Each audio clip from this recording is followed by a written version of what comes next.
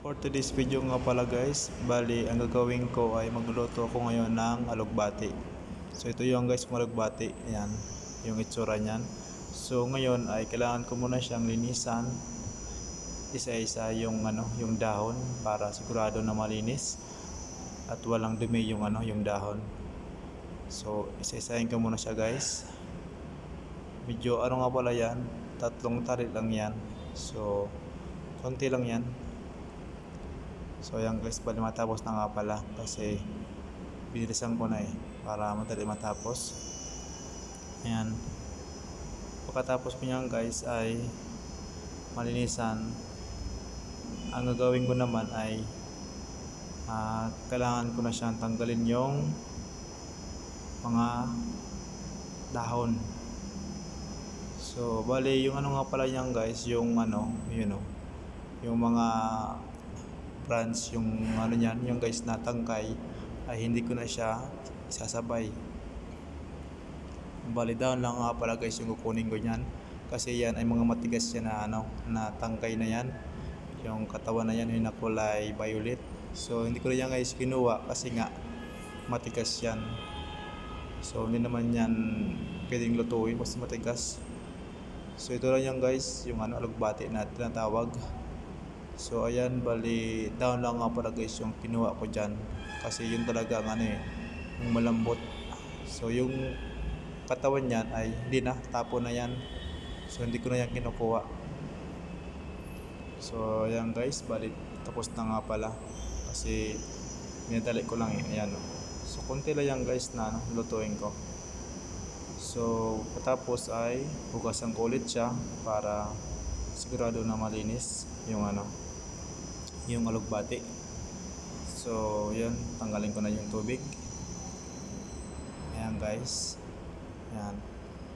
Pagkatapos ko tanggalin yung tubig ay maghiwa na ako ng mga rekado. So yun lang na rekado ko, bali dalawa lang yan, yung bawang at sibuyas lang. Yun lang para lumasa man lamang kahit paano. So ayan guys, so bali simple lang yung pagluto ko nito kasi hindi naman talaga ako nagluto ng ng mga mahirap. So ito lang yung mga simple lang na pang-araw-araw na pwedeng ulamin. Yun lang guys, mga basic lang ba yun. So bali nga pala guys, lumipat ako kasi nga may nagluto doon sa may lutuan kasi hindi ako pwede doon kaya naglipat na lang ako dito sa may lamisa, sa may mesa. Ayan guys, so ito naman guys yung yung sibuyas, hiwain ko naman siya. So habang ako dito ay naghihiwa, yung kasama ko dyan ay nagluluto din siya. So palit-palit na lang.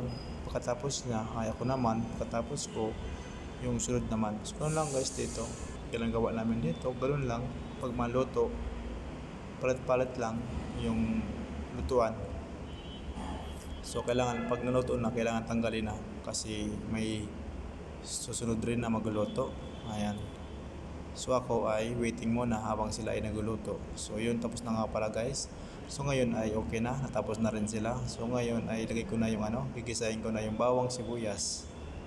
So yun lang guys, kunti lang nga pala yung mantika kung nilagay kasi nga konti malang to So yan, bali okay na. So yan guys, ilagay ko na yung dahon ng alugbati. Ayan, gigisahin ko na rin siya para yung lasa ng sibuyas at bawang ay kumapit dyan. Ayan, so sabay ko na rin siya gisahin para siya guys na maluto. Yan, so bali anong gagawin ko ay halo-haloin ko lang siya. Ayan, hanggang maglanta na siya. Ayan, so pagkatapos ko nyan guys halo-haloin ay ilalagay ko na guys yung yung tilata, yung sardinas. So yung guys ang partner niyan, yung pansahog dyan para lumasa man lamang yung gulay namin. So yun, bali yung guys, yung sardinas ay ilalagay ko na kasi okay na yan. Yan So Tumay na nga pala guys. So okay na yan, pwede na yan. So ilagay ko na guys yung sardinas. So ito nga pala guys yung sardinas namin, Fresca sardines. Ayan. Bali yun lang nga pala guys yung laman yan, konti lang.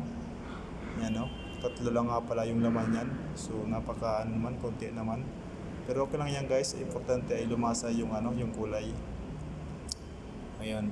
So yun lang guys, ang purpose ko lang ng sardinas dyan ay para maglasa man lamang siya o lumangsa kahit pa paano yung kulay. Ayan. So kaya yan guys ang purpose ko doon sa pagbili ko ng mga kailangan na na panlasa. So yun guys nga pala yung iodized salt, yun ang ginagamit ko para mas madali guys matunaw. Ayan. Kasi maliit lang yan eh. So masarap din yung iodized salt eh. Masarap din nga pala yan guys. So yun lang gagamitin ko na asin na yan. So yun, bali nga pala guys, yung iodized salt ay hindi ko inubos, tapos ngayon ilagay ko ulit siya kasi nga kulang yung yung alat. So yun, bali okay na nga pala guys, haluluin ko na lang siya. Ayan. So pagkatapos ko nga pala guys mahalo, ay titikman ko na siya kung okay na siya yung lasa. Ayan. So yun, okay na nga pala guys. So yun, so thank you guys, ayang panood, hanggang dito na lang guys.